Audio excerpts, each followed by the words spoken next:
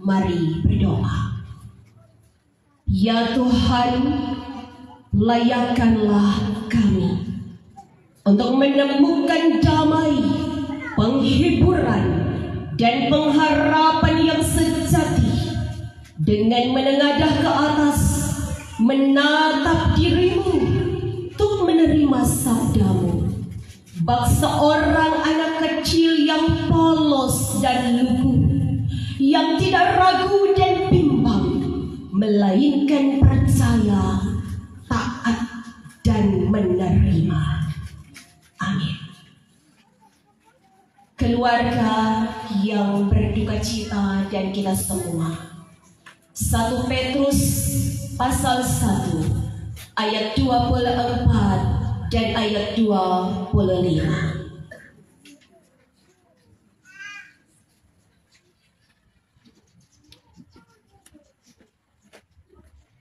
Firman Tuhan di bawah judul perikop kekudusan dan kasih persaudaraan. Demikian firman Tuhan.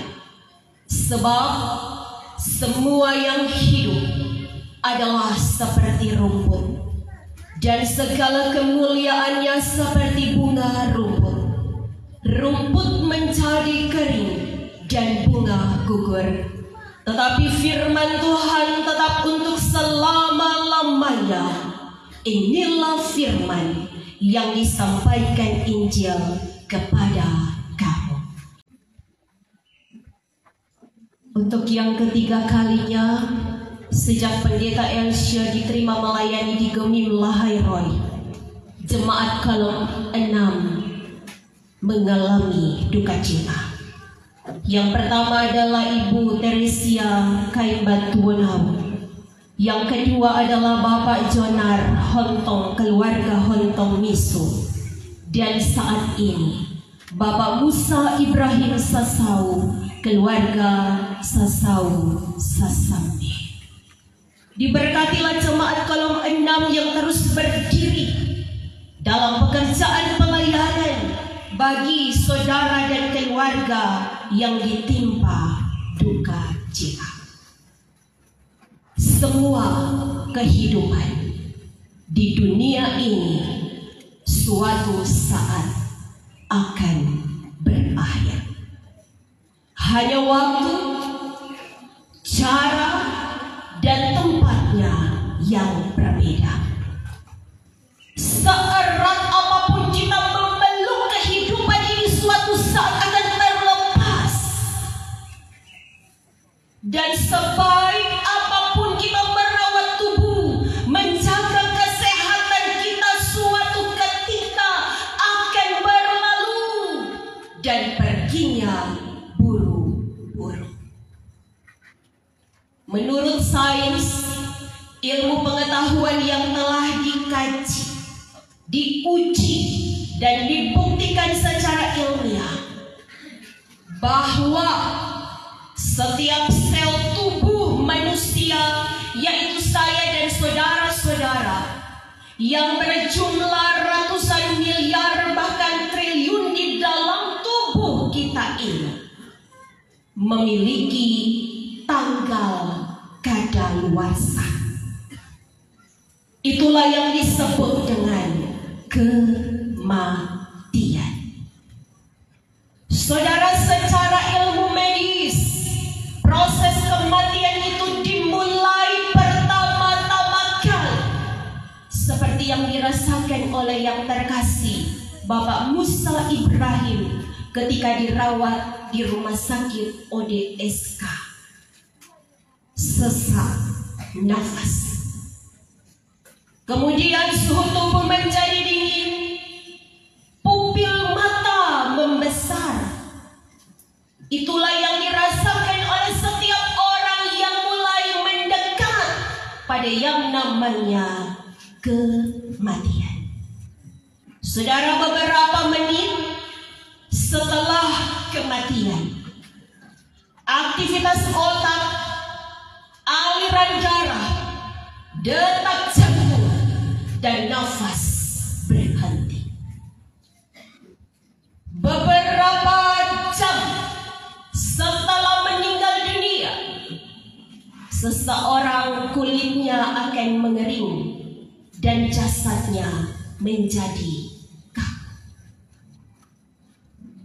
Beberapa hari setelah meninggal, pembusukan dari dalam tubuh mulai terjadi.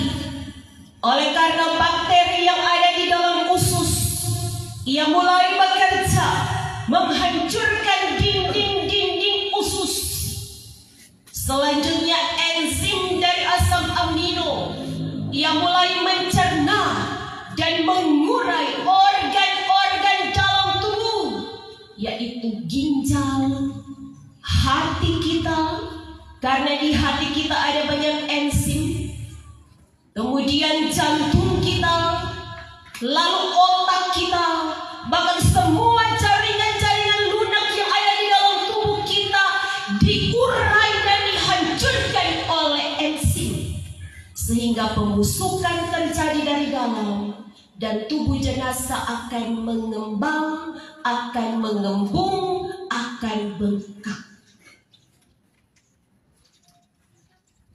Beberapa minggu kemudian, saudara, kalau tadi pembusukan dari dalam, setelah beberapa minggu terjadi pembusukan dari luar.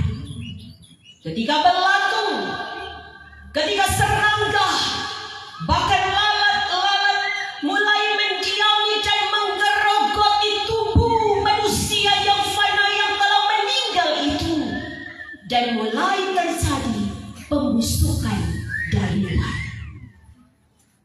Lalu beberapa bulan setelah meninggal, rambut dan kuku terlepas dari tubuh. Beberapa tahun setelah dikuburkan, saudara, proses penguraian tubuh itu terus terjadi oleh semua bakteri, semua enzim, semua belatung, semua serangga, sehingga yang tersisa dari jasad orang yang kita kasihi adalah kerangka atau tengkorak.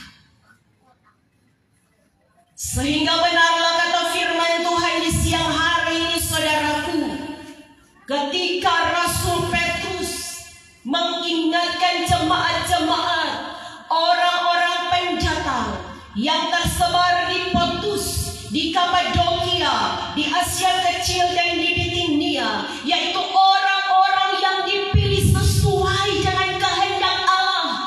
Berarti ada yang tidak dipilih dan ada yang dipilih.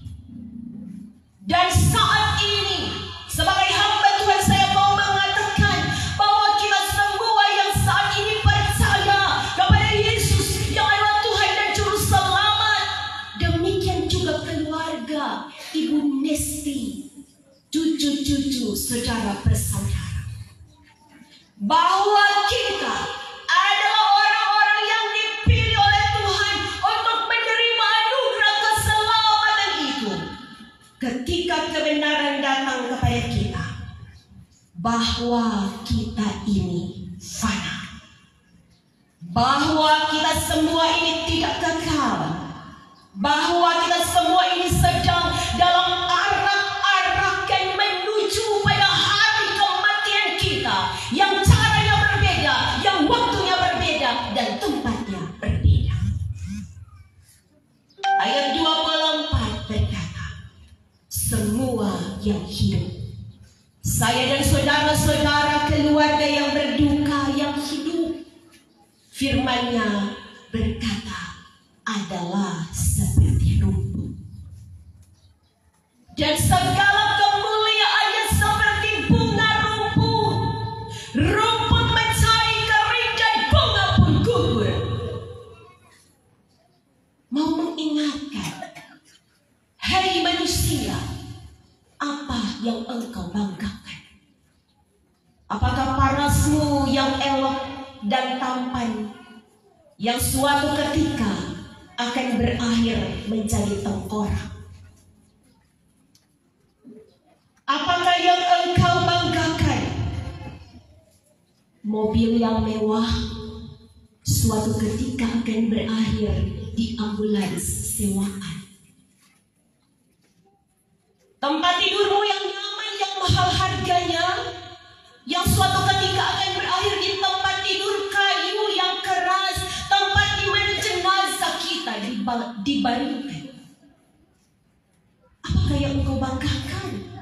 Rumahmu yang mewah, yang megah, yang ketika penatua ada bilang, orang buat ibadah di sini. Oh tunggu, saya sibuk, saya tidak punya waktu untuk rumahku menjadi tempat ibadah. Tahukah kita bahwa suatu ketika kita akan berakhir di lubang tanah yang ukurannya 1 kali 2 meter. Mungkin kalau Pak Musa lebih besar dia ukuran. Dan apa yang kita banggakan? Titel kita yang sangat banyak, yang berete-rete, yang pada akhirnya akan berakhir dengan gelar almarhum. Saudara, hari ini kebenaran firman Tuhan mengingatkan bahwa kita semua ini fana, bahwa kita semua ini sungguh tidak kekal dengan semua kebanggaan-kebanggaan duniawi kita.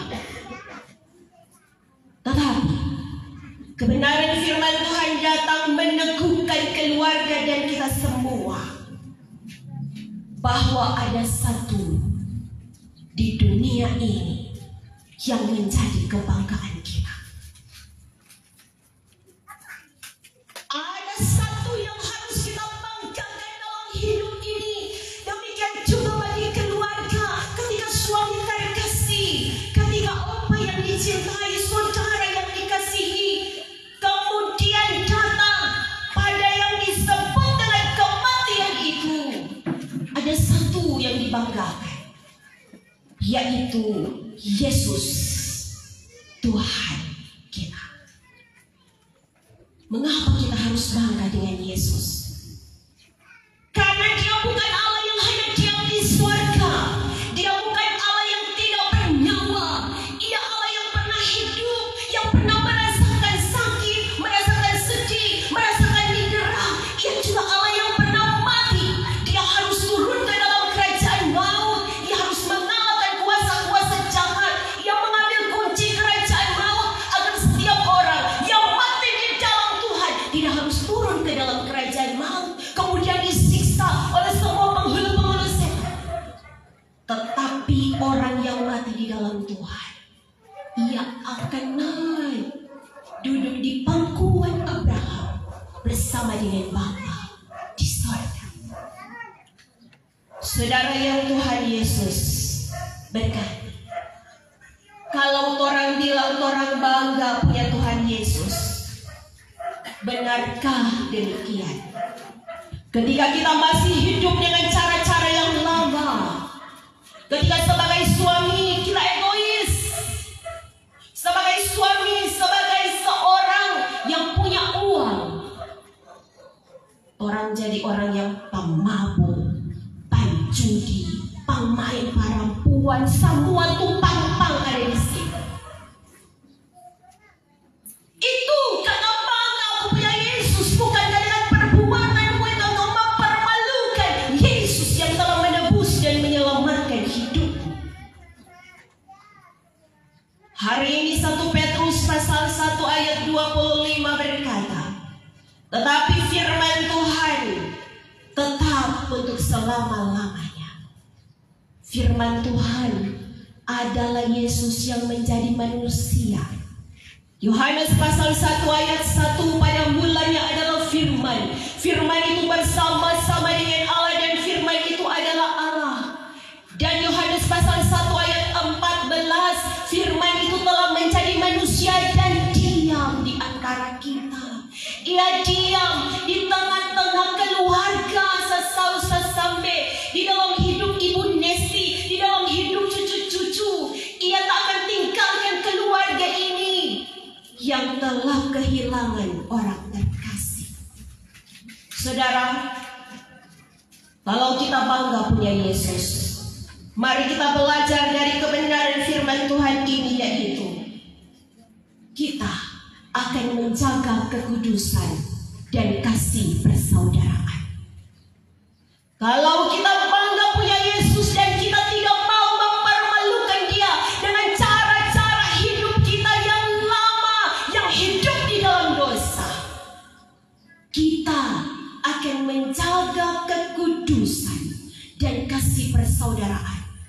karena Tuhan Allah itu kudus. Bagi orang-orang yang menjaga kekudusan dan memelihara kasih persaudaraan, mereka akan berkata yang pertama, lebih baik pergi ke rumah duka daripada ke rumah pesta. Karena disitulah kesudahan segala sesuatu. Orang-orang yang menjaga kekudusan dan kasih persaudaraan yang kedua, mereka akan lebih menghargai kehidupan. Mereka akan memaknai setiap kesempatan yang Tuhan masih berikan, Tuhan masih percayakan di setiap detik, di setiap tarikan nafas, di setiap detak jantung untuk menjadi berkat. Seperti jemaat kolom 6 yang ada sebagai tenda jadi berkat, yang ada menjaga keamanan, mengatur parkiran, Panji Yosua, angka kursi, atur konsumsi, terima tamu, jadi berkat.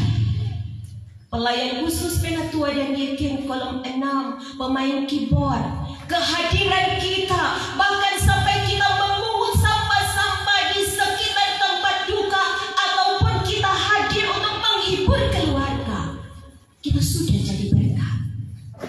Itulah sesungguhnya arti kehidupan, menjaga kekudusan dan kasih persaudaraan. Kita tandai dengan hidup kita jadi berkat, bukan batu sandungan.